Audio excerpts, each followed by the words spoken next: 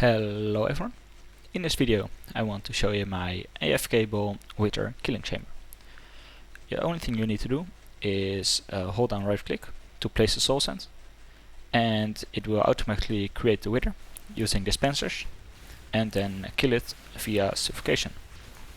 So let's check how it works exactly in the overworld. One thing to note is that you do need to build it at these coordinates, so roughly -100, 520. The reason for that is the bedrock formation, but more on that later. Now we're in the overworld, and I will show you the machine and how it works. So first off, the bedrock formation. This is what you minimally need. So 2 layers of bedrock, 3 by 3 by 2, and there can be a hole in the middle, but that doesn't need to be. That doesn't matter. And then on top here, instead of the sign, there should be a block. Doesn't need to be bedrock, but it probably will be, since this all needs to be not bedrock. And then finally, it would be easy to have some blocks available there to put redstone, but that's not really needed. Then this would be ideal. So a lot of space here. So you can put some chests here to automatically fill the dispensers. Okay, so the way I found the location is via Wout12345. So huge thanks to him. But I will now explain how the machine works. So first of all, let's talk about how withers work. When suffocating, the withers take damage every second, and they will also destroy blocks every second because of that. So the problem you have is that if you retract this piston to put a soul sand there, then the withers will fall down, destroy the soul sand around it, and you cannot create a wither. And if there are plenty of withers there, then they will also destroy this piston when it is pushing up, and yeah, bad things happen. So that's a problem. The way I fix this is by looking at how they get generated. So it takes 11 seconds from a wither's creation till the point that it is vulnerable. So when you create it, either via hand or using dispensers, it will create a wither, and then after 11 seconds it will be vulnerable. But it's not 11 seconds, it's actually 1 tick less. So it's not 220 ticks, it's 219 ticks. And the withers destroy blocks every 20 ticks. So that gives you 1 extra tick to work around and play with. And that's really needed, because these dispensers, they will always fire before the pistons will either retract or extend. So what I do is I retract this piston, I extend this piston with a soul sand, then retract this piston, all in the same tick, and then next tick I will use these dispensers to fire the items. So how the machine works is it uses this 1 second repeater clock, very simple, to extend this piston. Then after 2 ticks, this redstone will get powered, powering this piston, and 1 second later this piston will extend, giving power to the dispensers.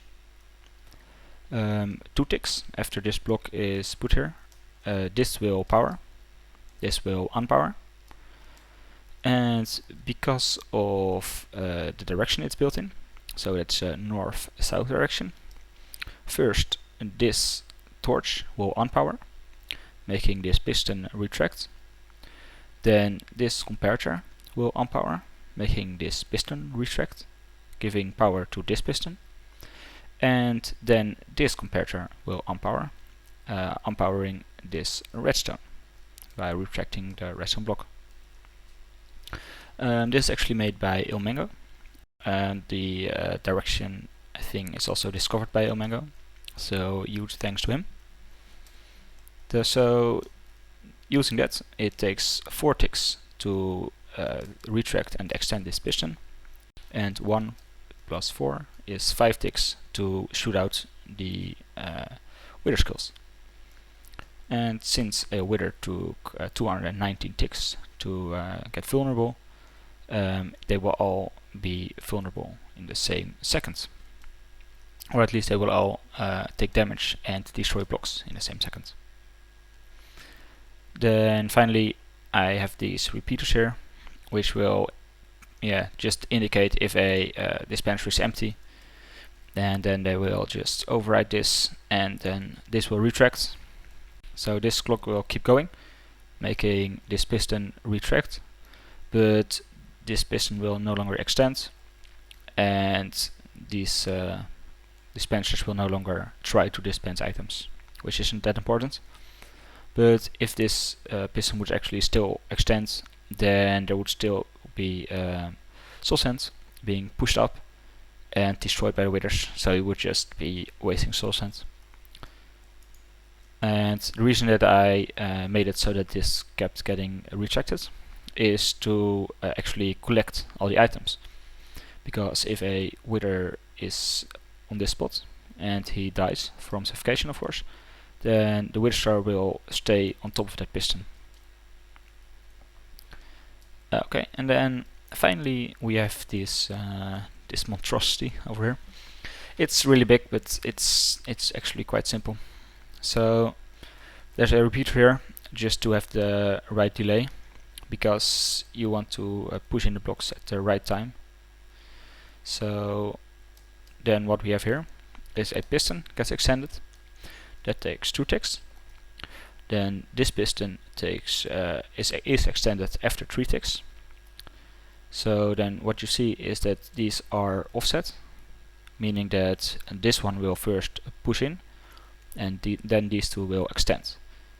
So it's the reason it is so big is because I had to have some 0 tick pulses, and they don't reset fast enough, so I have 2 for both sides. I don't think it's a problem that it uses quite a bit of resources and it's really big, because if you are building this, then you really have plenty of both of these. Because I could have made this compact, but then it's very easy to make a mistake, and I don't think size is a problem here at all. It's very important to not log off while you are placing the soul sands, or actually while there are any withers alive, because if you do, then there's a possibility that they will glitch through and destroy everything you built, and they might even come into your nether and destroy everything. So just try not to log off. And also, if you turn this on,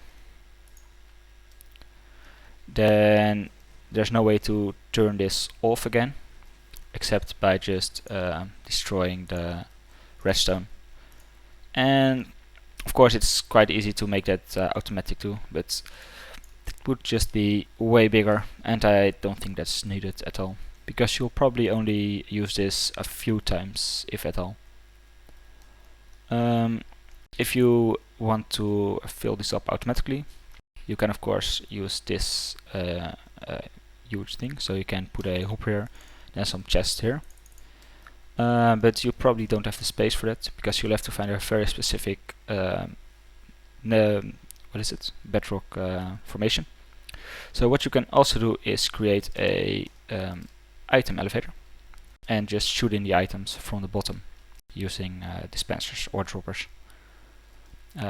Just droppers actually. And finally, you want to make something for survival, so you can actually keep placing the soul sands, because of course in survival you will run out. So just make some really simple machine that dispenses soul sands every few ticks, because you need 3 soul sands every second, of course. So that shouldn't be too hard. Okay, thanks for watching.